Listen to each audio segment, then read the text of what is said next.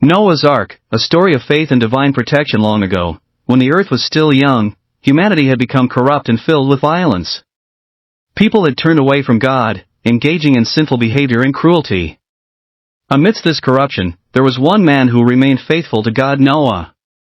He was a righteous man, blameless in his generation, and he walked closely with God. Seeing the wickedness of mankind, God decided to cleanse the earth of sin through a great flood. However, because of Noah's righteousness, God planned to save him and his family. God spoke to Noah, saying, "I will bring a flood upon the earth to destroy all living creatures, but you and your family will be saved. Build an ark of cypress wood, sealed with pitch, and follow my instructions carefully." God provided detailed instructions on how to build the ark. It was to be 300 cubits long, 50 cubits wide, and 30 cubits high, with 3 levels and rooms for Noah's family and the animals. Noah, trusting in God, began the long and difficult task of constructing the ark. Even though the people around him mocked and ridiculed him for building such a massive boat, Noah remained obedient to God's command. For many years, Noah worked on the ark. He also warned the people about the coming flood, urging them to repent and turn back to God, but no one listened. They continued in their wicked ways, unaware of the disaster that would soon come upon them. As the ark neared completion, God instructed Noah to gather the animals. Noah was to bring 2 of every kind of animal, male and female, into the ark, as well as 7 pairs of clean animals and 7 pairs of birds. These creatures would be saved from the flood and would repopulate the earth after the waters receded. Noah and his family worked diligently to gather food for themselves and the animals. Once everything was ready, God spoke to Noah again. "In 7 days, I will send rain upon the earth for 40 days and 40 nights. Everything that lives on the earth will be wiped out, but you and those with you in the ark will be safe." Noah, his wife, their 3 sons Shem, Ham, and Japheth and their wives entered the ark. The animals, too, came into the ark, as God had commanded. Then, God closed the door of the ark, sealing them inside.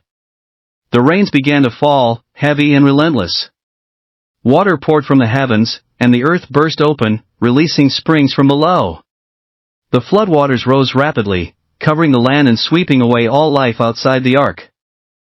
The ark floated upon the surface of the water, carried by the wind and waves, but it remained safe and secure, just as God had promised.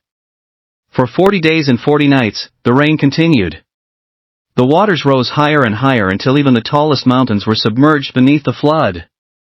Everything that lived on the earth perished, but Noah, his family, and the animals were protected inside the ark.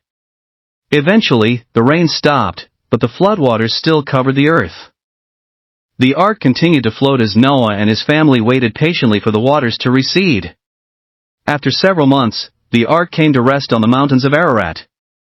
Though the rain had ceased, it would take more time for the earth to dry out. After 40 days, Noah sent out a raven to see if the waters had receded, but the raven found no dry land and returned. Then Noah sent out a dove, but it too returned, finding no place to rest. After waiting another 7 days, Noah sent the dove out again, and this time, it returned with a freshly plucked olive leaf in its beak, a sign that the floodwaters were receding and dry land was beginning to appear. Noah waited 7 more days and sent the dove out once more. This time, the dove did not return, for it had found a place to rest. Noah knew that the earth was becoming habitable again. Finally, God spoke to Noah and told him it was time to leave the ark. With great joy, Noah, his family, and all the animals stepped out onto dry land. The world was fresh and new, cleansed by the flood. Noah's first act upon leaving the ark was to build an altar to God. He offered sacrifices to thank God for his protection and mercy. God was pleased with Noah's offering and made a covenant with him. He promised that never again would he destroy the earth with a flood.